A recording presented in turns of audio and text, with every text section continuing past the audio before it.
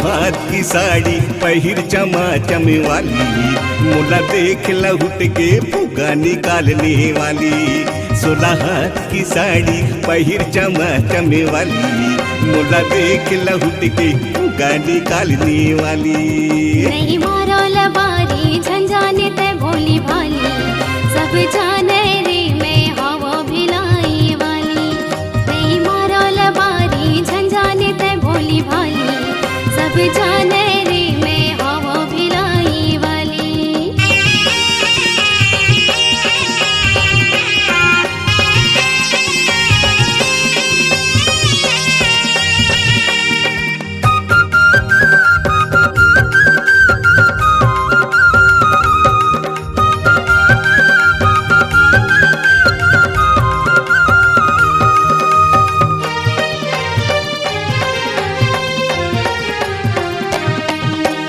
और खातिर ये पारा मोहल्ला में खोगे बड़ा बदनामी वो जिया जान मारे टूरी गोरी गाल वाली वो जान मारे टूरी गोरी गाल वाली वो जान मारे।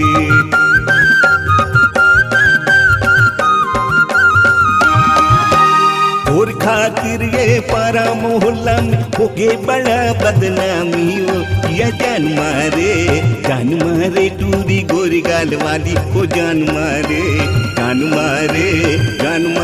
टूरी गोरी गाल वाली वो जान मारे। अपनो मन के दुख दर्द ला कैसे के तोला बताओ, 16 हाथ की साड़ी पहिर चमाचम वाली, मोला देख लहुट के फुग्गा निकालने वाली। 16 हाथ की साड़ी पहिर चमाचम वाली, मोला देख लहुट के फुग्गा निकालने वाली।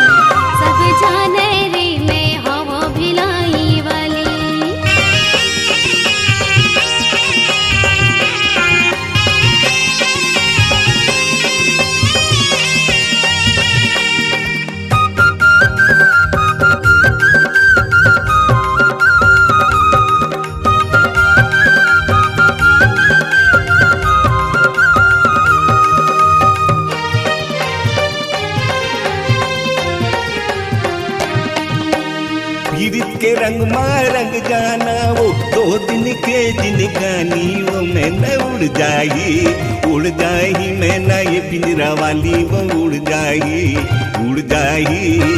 जाही मैं न ये पिंजरा वाली वो उड़ जाही।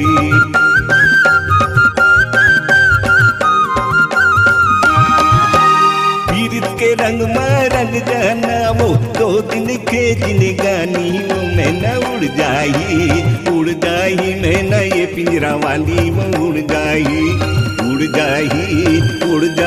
मैं न ये पिंजरा वाली वो उड़ जाही।